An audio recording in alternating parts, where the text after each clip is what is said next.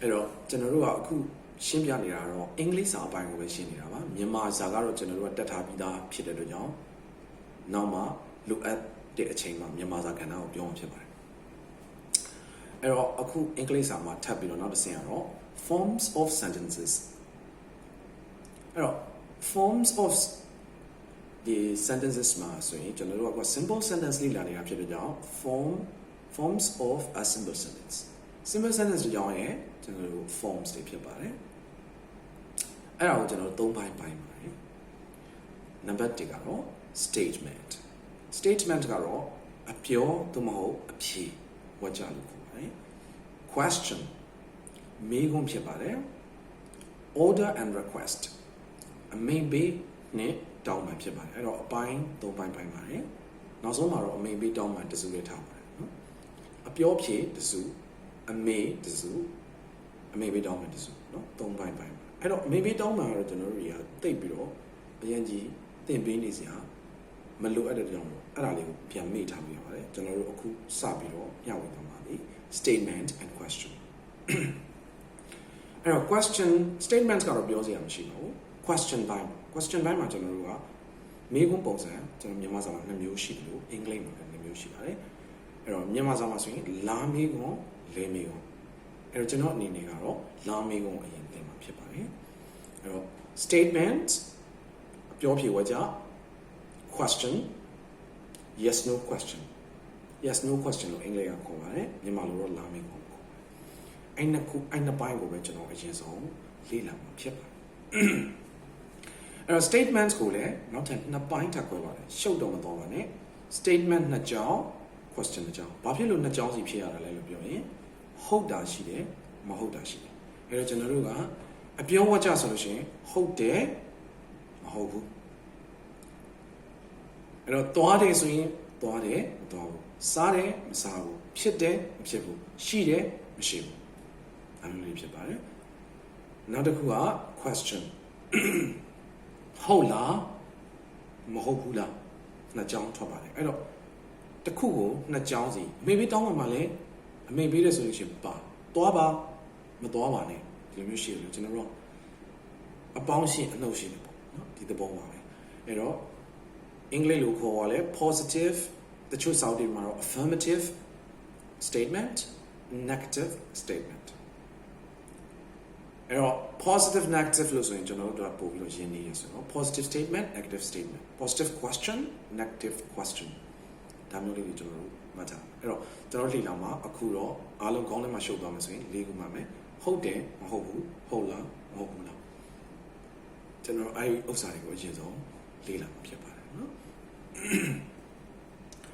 အဲ့တော့အင်္ဂလိပ်စာမှာကျွန်တော်တို့ဝါကြတိစောက်ပုံအနေနဲ့ဟုတ်တယ်ဆိုရင်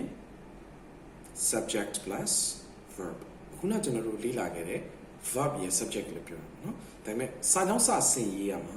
subject ကအရင်ရေးမယ်ပြီးရင် verb ကိုနောက်ကရေးမယ်ဒါကတော့ statement ရဲ့ form ပဲ subject ရေးမယ်ပြီးရင် verb ရေးမယ်ပြီးရင်နောက်မဟုတ်ဘူးဆိုတာလဲ subject ရေးမယ် verb ရေးမယ်အင်္ဂလိပ်တွေကမဟုတ်ကြောင်းကိုပြောရဆိုလို့ရှိရင် no not အဲ့တော့ကျွန်တော် no ကတော့အရှိဆုံးမှာရေးတယ် not ကတော့ verb နဲ့ကပ်လျက်ရေးပါတယ်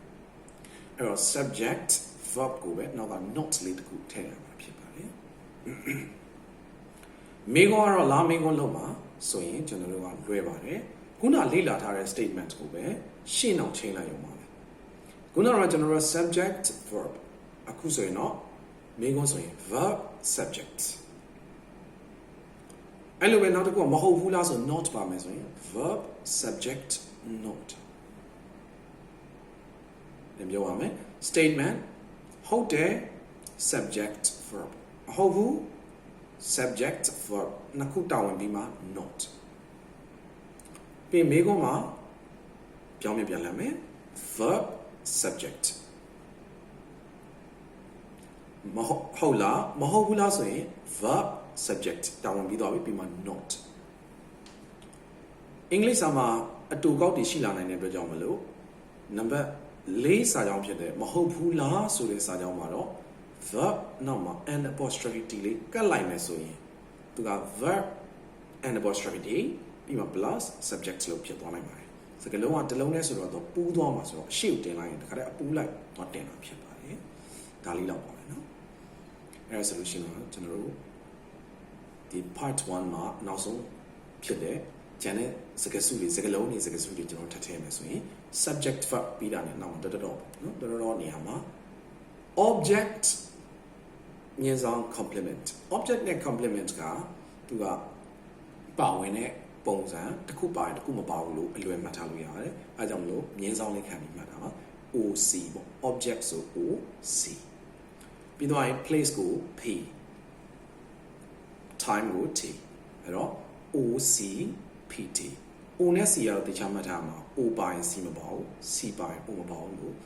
လက်ရှိမှတ်ထားပြီးလို့ရပါတယ်အဲ့တော့ဟုတ်တယ်ဆိုတဲ့ဝါကြမှာအပြည့်စုံလုံးရေးမယ်ဆိုရင်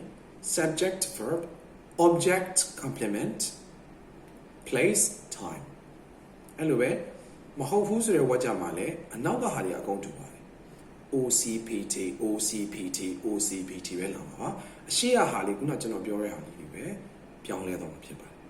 အဲ့တော့ဟုတ်တယ်ဆိုရင်ခေါင်းထဲမှာတိကျမှတ်ပါ S bound V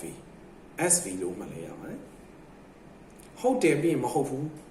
တချို့တွေကတော့ဟုတ်တယ်ပြီးဟုတ်လားလို့ပြောကြတယ်တွားရတယ်အဲ့ဒါဆိုပြောင်းပြန်လှန်တဲ့ဥစ္စာကိုမှတ်ထားပါဟုတ်တယ် SV မဟုတ်ဘူးsorry ဟုတ်လား VS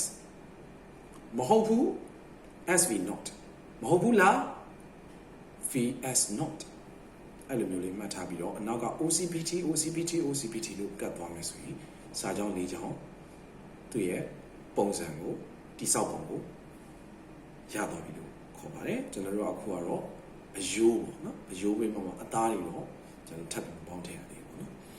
အဲ့တော့သူ့ရဲ့ဟာလေးမှတ်ထားမှာပြောရင် S bound V မေးရင် V bound S ပြောရင် S bound V မေးရင် V bound S အဲ့ structure ကိုအင်္ဂလိပ်တွေပြောတော့မှလွဲသွားပြီးရေးတဲ့စာကြောင်းမရှိပါဘူးခင်ဗျာကျွန်တော်တဖြည်းဖြည်းနဲ့တော့သူရဲ့အစီအစဉ်တိုင်းလေးတော့ဟုတ်လားမဟုတ်ဘူးလားဆိုတော့နောက်မှာ part 2 part 3ဒီမှာပါမှာဖြစ်ပါတယ်အသိမှတ်ထားလို့ရပါတယ်ချွင်းချက်မရှိပါဘူးမေးဟုတ်လားလာမေးကော V bound S